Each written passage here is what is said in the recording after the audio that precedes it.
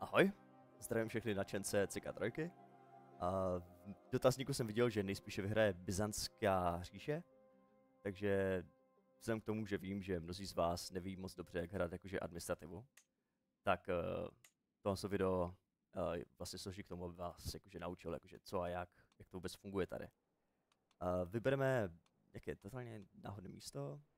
Jinak pro zájemce, Ctrl+S vám ukáže ty nejlepší místa. Nejlepší místa jsou jakože tady Styrmon, potom tady nahoře, se jmenuje Kaládia, bla. Zbytek jsou, no prostě celé byzantské území je OP. Není špatné místo, jakože ať skončíte, kde skončíte, tak vždycky budete na tom nejlépe. Ale my dneska začneme třeba v Akácii. Budeme hrát za Spartiany. Každopádně, Byzant je založený čistě na dvou edukacích. Buď člověk jde za Stevarda, kdy prostě staví na svém území a získává influenci tím, že jenom staví a dělá a vlastně splňuje očekávání, jakožto guvernér daného území, anebo jde člověk intriky, kdy prostě člověk dělá jakože pořádně v podstatě prasárny, no. Intriky jsou rychlejší, mnohem rychlejší než stevardství, ale stevardství je zase takové jistější. Takže za stevardství můžete získat vlastně to samé co intriky, o něco pomaleji, ale potom nehrozí třeba, že prohrajete úplně všechno. Já už bych měl mít postavené postavy, což mám. Business Steward tady třeba. Načtu. Vlastně ty traity, co si vybírám jakože osobnostní, tak ty jsou docela asi jasné. Pokud hrajete CKčko, tak víte moc dobře, o co mi tady jde. Temperate, je to ctnost, berem. Diligent, jde o to šíleně moc statů, takže to berem taky. A ambice je velice dobrá, protože Řekové mají řadu věcí, které jim dává extra influence za to, že to mají. Není to jenom ambice, ale je to třeba i Gregarious, tady ten dává influence navíc. Potom ještě Deceitful, ten je, myslím, že někde nahoře. No, Deceitful, nenajdu ho asi. Jo, tady, Deceitful dává ještě influence a potom ještě další. Ale to jsou takové ty tři hlavní. Je to prostě Ambitious, Deceitful a Gregarious. To jsou ty tři hlavní. Ty ostatní, co si pamatuju, že ten tak letmo, tak ty nejsou zás tak dobré. Ale jsou dobrý zdroj influence, aspoň ze začátku hry. Tak jo, jdeme na věc. Tuto hru budeme hrát za... asi jo, třeba za Stevarda. Aspoň ukážu, jak to vypadá, když člověk hraje pomalejší hru. Tak jo, první věc. A teďka okamžitě hraju za Stevarda, takže to, co budu dělat, můžete bezpečně ignorovat. Ale pokud hrajete za intrikáře, což byste měli, pokud chcete jakože rychle se dostat na trůn, jakože stát se prostě bazilem a tady toho týpka hodit někam do hajzlu, tak první věc, co uděláte za intrikáře, je, že prostě zmáčknete tady administrativu, kliknete na Noble Families, sjedete úplně dolů a začnete klikat. A tady je tlačítko Challenge Status. To dáte a jak vidíte, dostanete influence. A to je asi nejrychlejší způsob, jak získat influence vůbec v administrativě. Jakože tím způsobem získáte influence jakože fakt na rozdávání. Samozřejmě nechat puštěný jakože anto-invite. No ale my jdeme na administrativu, takže tady budeme klasicky třeba tohle. Druhá věc, co je fajnová na administrativě, a teďka to je spíš pro stevardství než pro intrikářství, je, že to, co vám jakože patří, tak to vám patří. Takže tady mám porce a prostě mu řeknu, hele Smolík, tvoje území je moje. Bum. Mám území navíc. Další, hele. Tvoje území, moje. Oni fakt málo kdy prostě budou si stěžovat. Takže už mám 2 území navíc a tím to nekončí. Protože v administrativě člověk může mít dokonce i města. Takže tady dávám jakože, hele, město, moje, děkuji. Tady dám město, vidím, bum, moje, děkuji. Ještě můžu, pořád můžu, ještě jedno místo můžu. Takže samozřejmě, hele, smůla, tady vazale, můj věrný. Moje. Měj se. A teďka mám 6 štěstí, chilluju, jakože fakt teďka pinčili totální. Tady můžu naklikat, jakože co chci v podstatě, teďka to je jakože naklikám. Tady panujou ostatní jakože pravidla, prostě cikáčka, člověk může jakože si tam vypomoct, říct si úplně, OK, tak mám tady vole nějaké svoje lidi, mám nějaké volné ženy, nemám žádné volné ženy, mám někoho volného, nemám nikoho volného. No kdybyste měli, tak můžete potom jakože přes manželství získat více území. Ale já bohužel nemůžu, no, co se dá dělat. No, já nemám manželku, tak si seženu, hraju Stevarda, takže budu tady tohle. Nakliknu, bum. A jsem v podstatě, teďka už hraju, jo. Teďka už prostě jsem ve hře a jsem připravený na to hrát. A teďka vám ukážu teda, jak fungují mechaniky celého Byzantu. Vlastně Byzant je založený na tom, že se hraje na témy, jak teďka vidíme na mapě. Všechny tyhle témy, oni nemají takové dědictví, jako mají třeba feudalové. Tady to nedědí ten, který jakože má nějakého syna, který by měl zdědit všechno. To tady vůbec neplatí.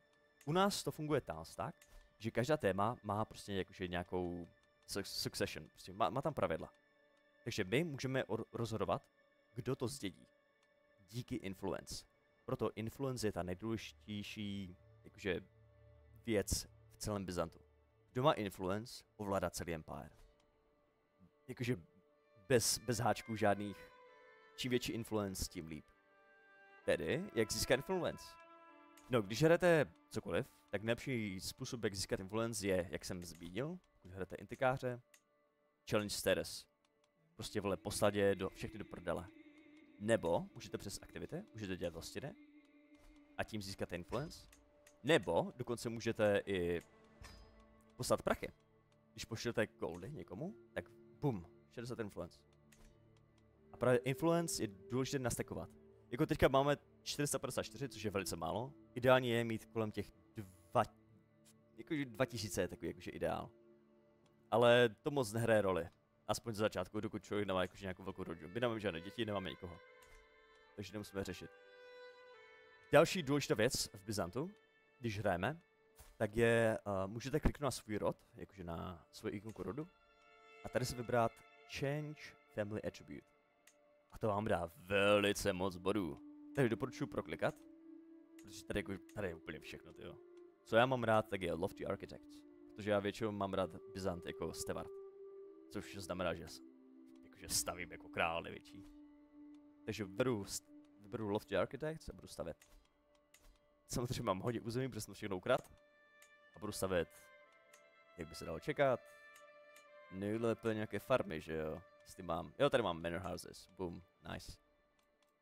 Tak jo, posunu na chvilku hru. Mám ženušku, hážu Stevard a chilluju. A teďka vlastně jde jenom o čekání.